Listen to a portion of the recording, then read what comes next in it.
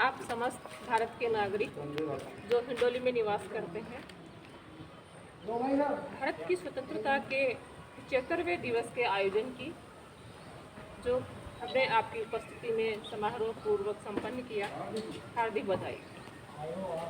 अगर कोरोना महामारी ने हमें विवश नहीं किया होता तो हमारे समारोह का आलम दूसरा होता।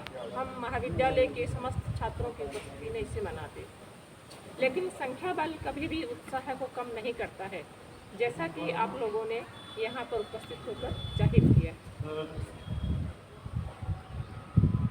किसी भी देश के इतिहास में जब ऐसे राष्ट्रीय पर्व आते हैं तो उनके पीछे शताब्दियों का संघर्ष और बलिदान छुपा होता है, और जितने लंबे बलिदान और संघर्ष की परंपरा होती है, राष्ट्रीय पर्व का महत्व उतना ही बढ़ जाता है। ये इसलिए भी ज़रूरी है, राष्ट्र के रूप में संप्रभु होना इसलिए भी ज़रूरी है क्योंकि आपकी एक स्वतंत्र पहचान हो, विश्व में आपकी एक राष्ट्रीय अस्मिता हो, आप अपने स्वयं के संप्रभु बने और अपने विकास के रास्ते को खुद तय करें। इसे आप इस तरह से भी समझ सकते हैं, जैसे कि आपके कस्बे में पिछले सत्र में इस महाविद्यालय की स्थापना की गई है, जिससे आपको अपने ही कस्बे में पढ़ने का मौका मिला।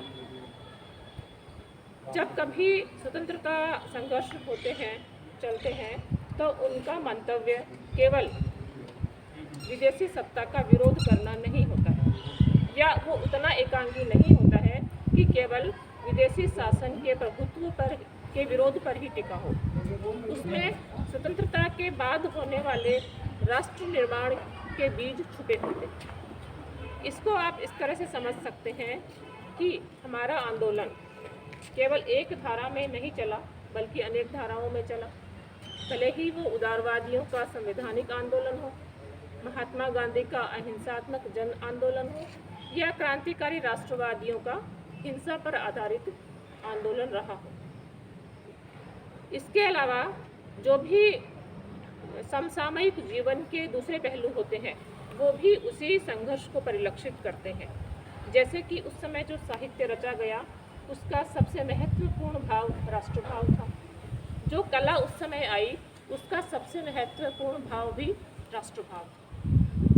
ये उस संघर्ष को न केवल पूर्ण बनाता है, वरन एक समग्र राष्ट्रीय धरोहर भी छोड़ता है, जिस पर हम आज गर्व कर सकते हैं। इसीलिए आपके अध्ययन के दौरान भी आपसे उम्मीद की जाती है कि आप अपने अध्ययन में अंतरनुशासनात्मक रहें, क्योंकि उसी से आपके अध्ययन में समग्रता आएगी। आप इतिहास को भूगोल से जोड़ें, इतिहास को राजनीति शास्त्र से जोड़ें, राजनीति शास्त्र को साहित्य से जोड़ें, साहित्य को कला से जोड़ें, और इस तरह से आपकी समझ परिपूर्ण होती है। तो आज इस ऐतिहासिक महत्व के मौके पर, जो कि हमारे राष्ट्र का सर्वाधिक गौरवपूर्ण दिन है, आप लोग यहाँ पर इस समारोह को सफल बनाने में उपस्थित हुए और इसके भागीदार हुए। आप सब लोगों का बहुत बहुत शुक्रिया।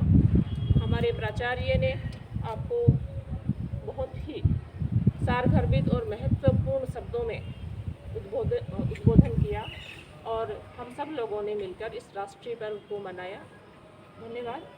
अब हम सब लोग मिठाई वितरण के लिए, मुंह मीठा करने के लिए इकट्ठे होंगे। उसके बाद हम लोग इस समारोह को संपन्न